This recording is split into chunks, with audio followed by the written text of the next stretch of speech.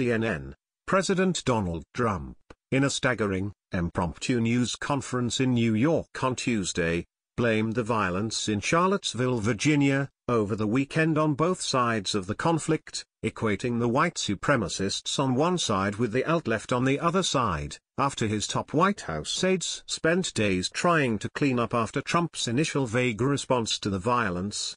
The news conference laid bare his unvarnished view of who was to blame for the violence and what he thinks about the nationwide effort to remove statues of Confederate leaders. Trump's comments were the latest in what has been a jaw-dropping saga ever since the president made his first vague statement on the violence, blaming the conflicts on many sides.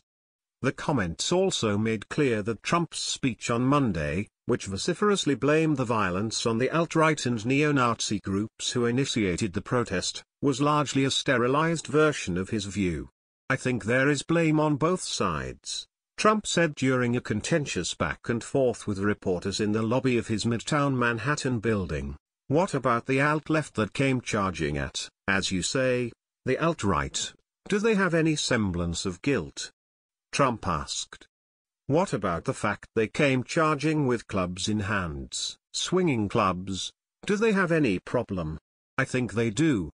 He added, "You had a group on one side that was bad and you had a group on the other side that was also very violent. Nobody wants to say it, but I will say it right now. On Saturday, as violence in Charlottesville played out on national television, Trump blamed many sides for the conflict. Though that answer was quickly panned by Democrats and Republicans alike, Trump remained silent on Sunday, leaving it to his aides to try to clean up his vague answer. Trump, after mounting pressure that was palpable inside the White House, spoke Monday and condemned the white supremacists and neo-Nazis at the heart of the violence. On Tuesday, though, Trump defended his 48-hour delay in denouncing white supremacists, arguing that he took his time because he didn't know the facts. "I wanted to make sure, unlike most politicians, that what I said was correct, not make a quick statement," Trump said, calling his initial comment a fine statement. He added, "I don't want to go quickly and just make a statement for the sake of making a political statement." The president subsequently called the driver of the car that drove through a crowd, killing one woman, a murderer, then once again blamed both sides for the violence. "You can call it terrorism. You can call it murder. You can call it whatever you want," he said. "The driver of the car is a murderer and what he did was a horrible, inexcusable thing. I didn't wait long. I wanted to make sure, unlike most politicians, that what I said was correct, not make a quick statement," Trump said Tuesday.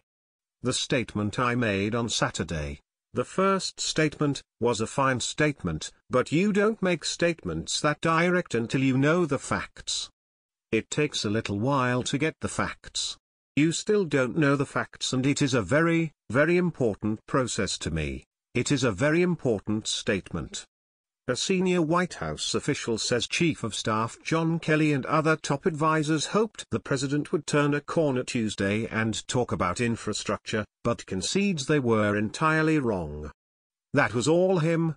This wasn't our plan," the official said, speaking confidentially about internal deliberations. The president has been fuming in closed-door meetings about what he sees as unfair coverage, and those feelings played out on Tuesday. Same aides gleefully watched as Trump slammed the fake news, but Kelly stood off to the side as Trump spoke, his face stern and his arms crossed. Trump also warned against nationwide attempts to remove statues to Confederate leaders, arguing that attempts to remove the statue of Robert E. Lee could lead to attempts to remove monuments honoring former presidents George Washington and Thomas Jefferson. "You are changing history. You are changing culture by taking down statues to past leaders," he said. Trump said there were some very bad people on both sides, but that there was some who came out to protest the removal of Robert E. Lee's statue who were fine people. "You had people in that group that were there to protest the taking down, to them, of a very, very important statue and renaming of a park from Robert E. Lee to another name," Trump said. Pressed by reporters, Trump praised Washington and Jefferson, arguing there could be a slippery slope. George Washington was a slave owner. So will George Washington lose his status? Are we going to take down statues to George Washington? He said. How about Thomas Jefferson? What do you think of Thomas Jefferson? Do you like him? Okay, good. Are we going to take down the statues because he was a major slave owner? Now are we going to take down his statue? He added, you know, you really do have to ask yourself, where does it stop?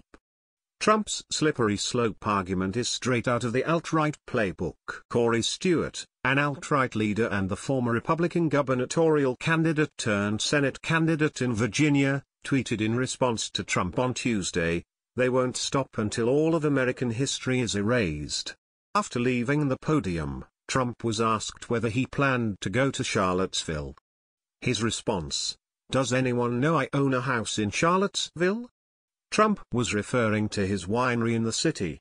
I mean, I know a lot about Charlottesville, he said. Charlottesville is a great place that has been very badly hurt over the last couple of days.